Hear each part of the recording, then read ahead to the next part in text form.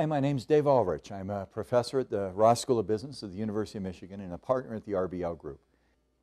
As we look at the field of HR, we see an evolution in the thinking.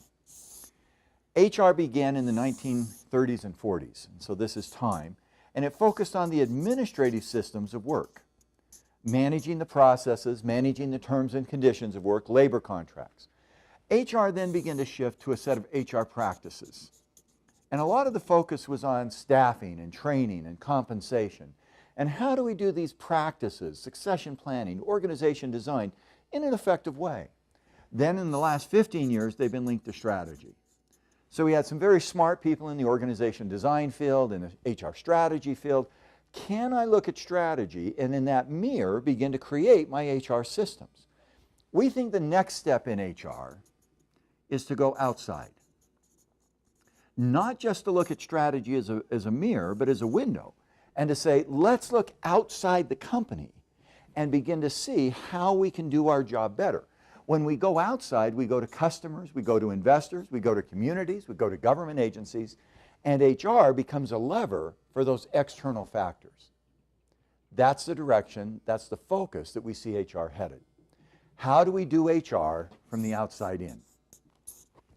And that outside-in focus means that we have to begin to understand the administrative work, the practices, the link with strategy, but we then have to connect it to the external factors.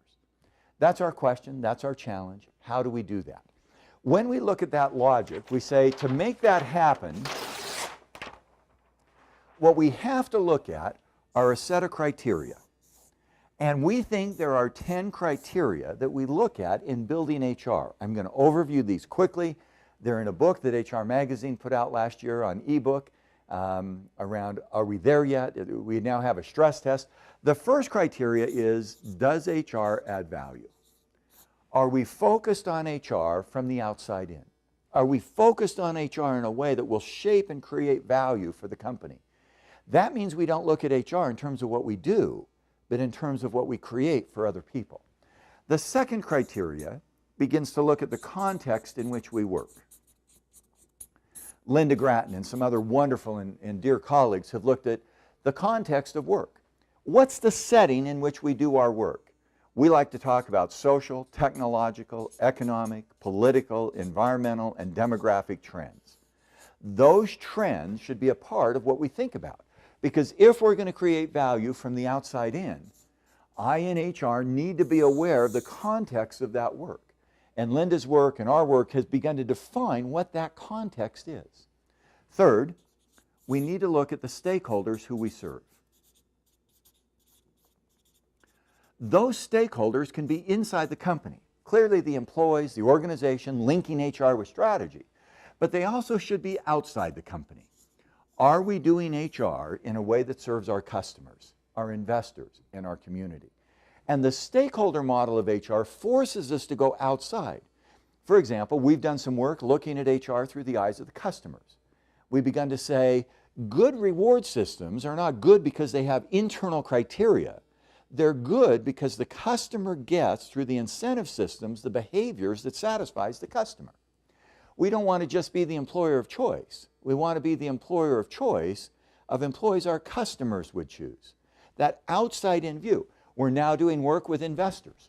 We are now going to a number of investors. We've done interviews, we've done a large survey, we're doing focus groups. What do investors want from the HR world? And we're trying to figure out that investor perspective. The same could be true of communities. Question one, do I understand HR value creation? Do I understand the context in which my company operates? The country, the industry, social, technological, economical, political. Do I understand and link HR with stakeholders both inside and outside? Then number 4, 5, and 6. What will HR focus on? When an HR person sits down at a table with a business leader, what's the conversation he or she will have? We believe there's 3 things. One is individual. And the individual is about talent. Will I help my company have the right people? Will I have the right talent? Will I have the right systems to sustain and build talent? In the field today, talent is a big part of human resources. In fact, some have said you're the chief talent officer, you're not human resources, and HR is all about talent. We believe that talent, this is the individual, this is the organization, is a key factor, but we believe it's limiting. If all we do in HR is build talent, we've missed a key piece.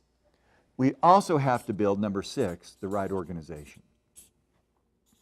Organization is how the talent works together as a team. It's the culture, or it's the capabilities. It's what we're good at. And we found in our work that there's a couple of key capabilities we have to be able to master. We have to manage innovation, we have to manage service, we have to manage collaboration, we have to manage efficiency, and we can identify what do we need as an organization's identity that allows us to succeed. The test I love to use is interesting. In sports, what % of time is the leading scorer in the World Cup, the one who wins the Golden Boot, on the team that wins the World Cup? What % of time is the best athlete on the team that wins the tournament? And the answer is generally 15 to 20%. In basketball, in American soccer, British football, in almost every team sport, in hockey, the talent 15 to 20% of the time will succeed. 70 to 80% of the time, it's the organization. And if I'm in HR sitting in a meeting, I say, do we have the right talent, competence, commitment, contribution, and do we have the right organization? And the integrator is leadership. Do we have the right leadership? By leadership, we mean not just the individual leader, but leadership deep inside the company. We've just had the privilege with HR Magazine of doing another ebook with Norm Smallwood and I, and we've said leadership has a set of dimensions that we can see.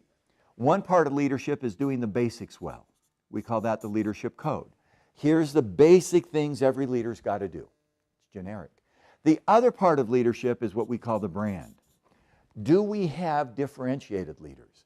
Do the leaders in our company separate themselves from somebody else? And now we're trying to say the next step in leadership is sustainability. Do we actually sustain the change in both individual leader and collective leadership behavior in the company? So let's go back. I'm an HR person. As I look out to the future, what do I need to be aware of? Creating value in the outside, not inside. I've had some people say, boy, that's not new. Well, it is new. We've had HR often focus within the walls. We say, who are the customers of HR? And the answer is often the employees. Part right, part wrong. How do I create that value? I understand the context of business. Where do I focus? Where do I live? I understand and serve the stakeholders for my company, my customers, my investors, my communities, as well as my organization and employees. What do I then focus on? When I'm in HR sitting in a strategy meeting, what do I deliver? What do I contribute to that discussion? We've had a story told, an HR person got invited to strategy. They were all excited. The first strategy meeting was, what do we do to do business in Asia? And he said, wow, that's a business issue. I don't have much to contribute. Second strategy meeting, how do we innovate products faster? Wow, that's a big issue. I don't know what I'm going to say. Third issue, how do we manage our capital costs and our capital structure? Wow, I don't know what to say. Fourth meeting, not invited.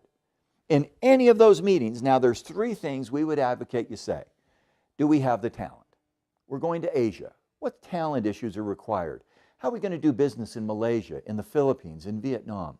What are we going to have to do around talent? Where do we find them? How do we promote them? How do we pay them? What do we do about organization and culture? How do we build the right culture? How do we build the right DNA? What capabilities do we need to do in China? That relationship culture, the ability to collaborate between government and industry. And fifth, the other one, leadership. What do we need to have as leadership? I now can say that's what HR sits and contributes. Now, how do we do that? The final 4 questions. Question 7, do we have the right HR department? What a great question. I struggle today. How do you organize HR?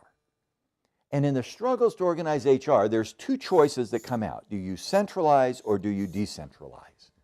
One option is you centralize HR and you have a single head of HR with functions reporting to that head. Staffing, training, compensation, benefits, OD, org development, reporting to the head of HR. The other is you decentralize and you put an HR department with that structure in every country or in every business unit. We find Or the third option is you do both. You have some kind of shared service organization or matrix where you do a combination. Here's what we have found.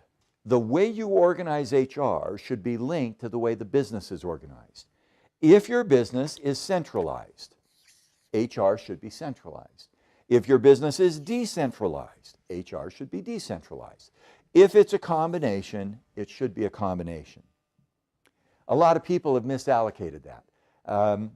We have found that about 20% of businesses are centralized. Government agencies, single agencies, small companies, single product businesses, they're centralized. They shouldn't have a complicated HR structure.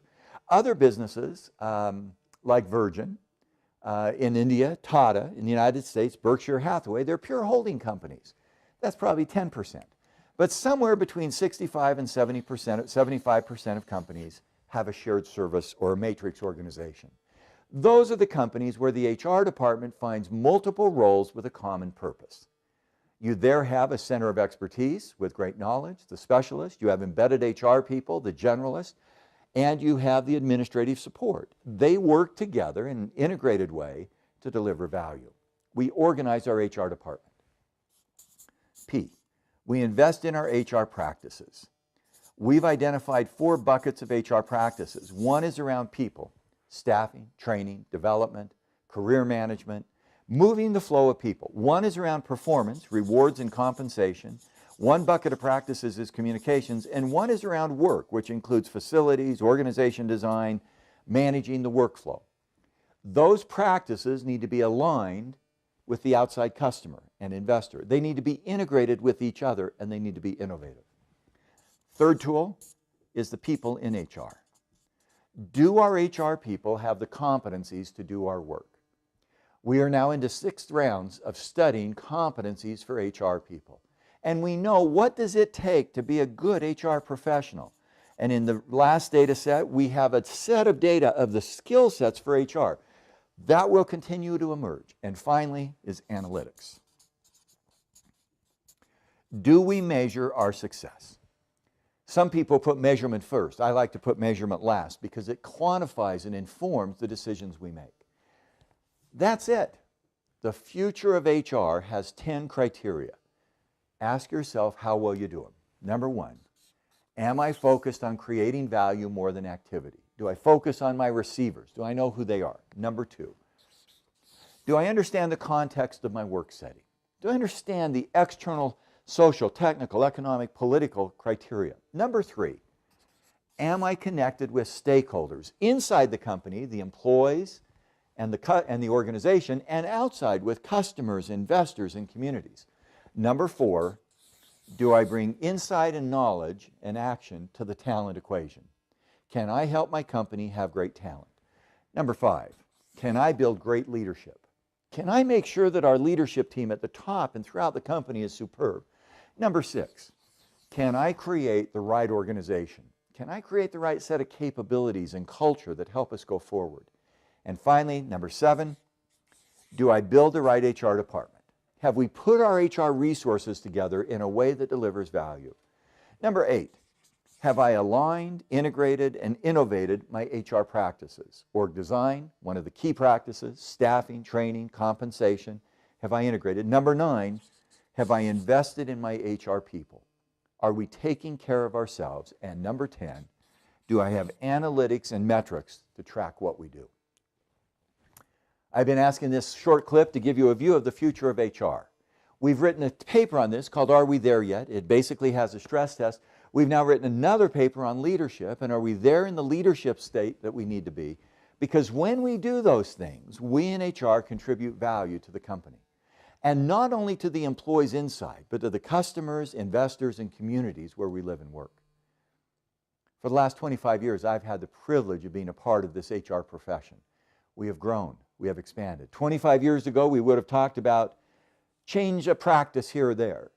We might have talked about change the HR structure. We might have talked about get our HR people better or measure. Now we begin to see the flow of how that fits together so that HR is in fact a true contributor and a partner, if you will, to the success of a business. What a great profession to be in. HR Magazine, professionals in Europe and London in the United States, Latin America, Asia, Australia, around the world, in the UAE, have been so helpful at teaching us how we build HR to deliver value. If you would like more information, we have a website, www.rbl.net. That website highlights some of the work we've done, and we hope we can continue to contribute with you and make this profession even stronger in the future. Thanks so much for your time.